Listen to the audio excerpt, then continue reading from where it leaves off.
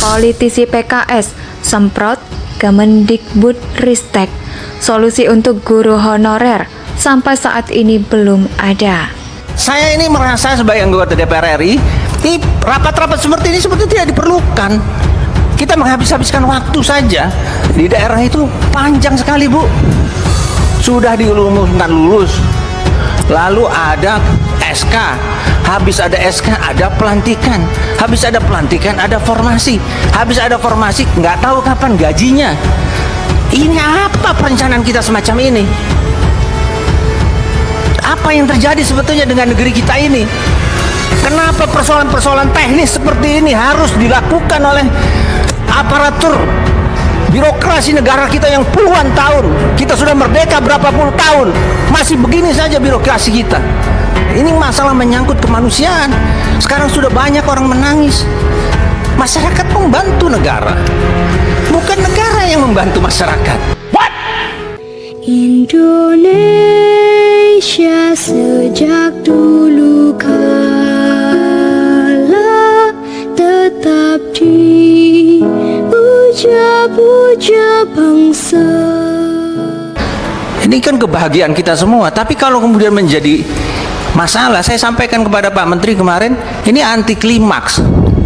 Anti klimaks. Sudah di statement 1 juta guru P3K akan diangkat di negeri ini, sudah bersinar-sinar wajahnya di daerah, penuh harapan.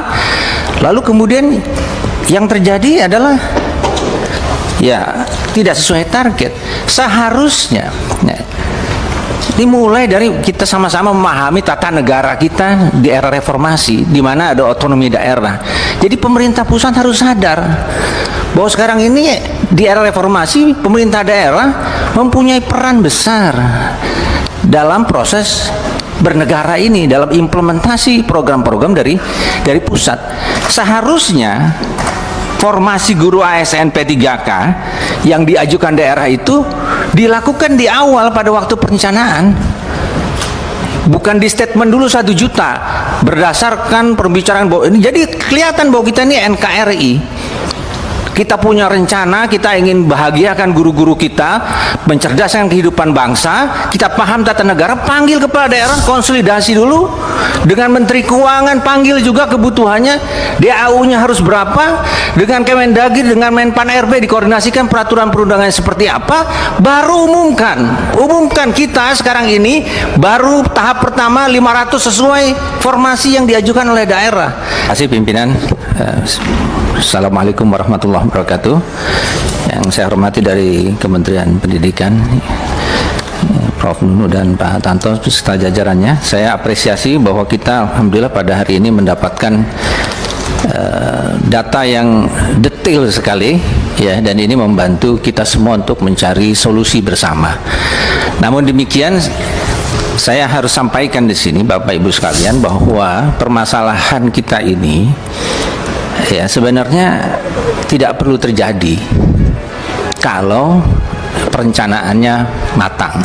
Jadi kalau ada kesalahan di lapangan hari ini, itu yang pertama sekali harus kita evaluasi adalah perencanaannya. Ya, kalau ada sesuatu program yang seharusnya kita menjadi berbahagia dan kita jadikan bahan kampanye, meskipun Partai Keadilan Sejahtera ini oposisi, kita kampanye juga nanti keberhasilan 1 juta guru itu.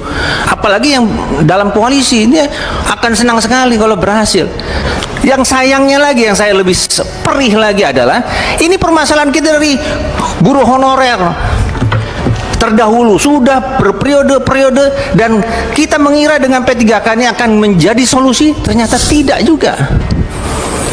Jadi ini harus ada semacam kesadaran kita bersama, ini perenungan kita bersama, karena di sini kita legislator, kita di sini membuat peraturan perundangan, kita membuat perencanaan bersama. Mari kita membuat perencanaan yang lebih baik ke depan.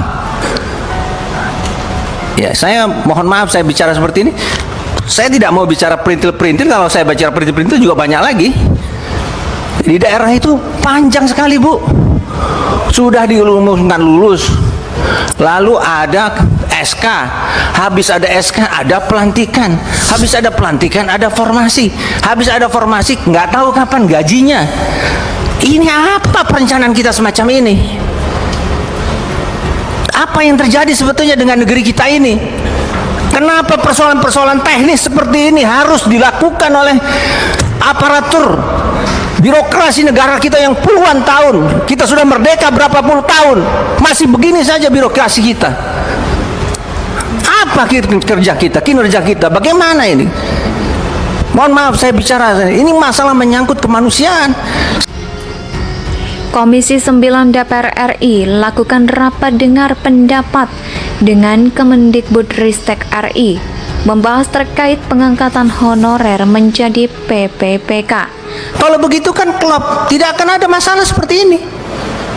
Kenapa masalah-masalah ini bisa terjadi? Karena tidak ada koordinasi, tidak saling menghargai antara pemerintah pusat dengan daerah.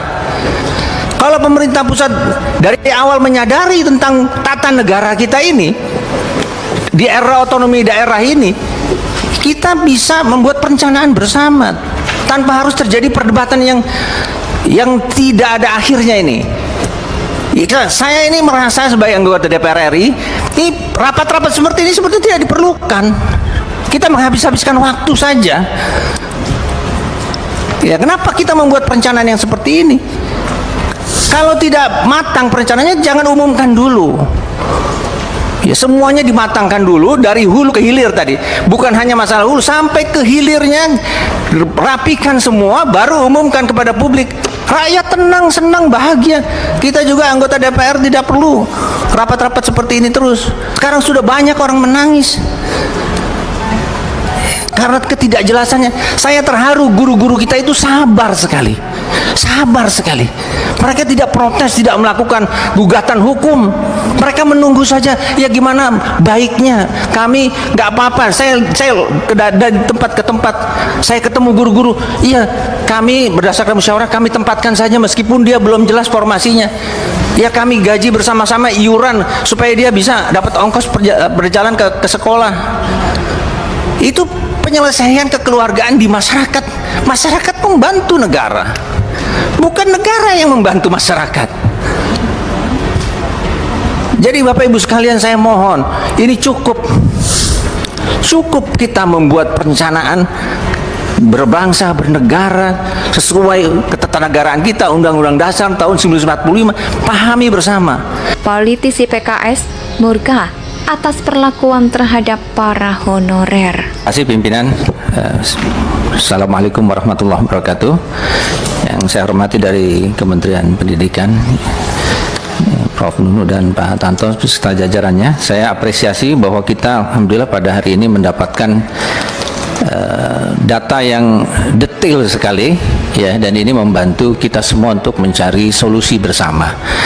Namun demikian, saya harus sampaikan di sini Bapak Ibu sekalian bahwa permasalahan kita ini, ya, sebenarnya tidak perlu terjadi kalau perencanaannya matang.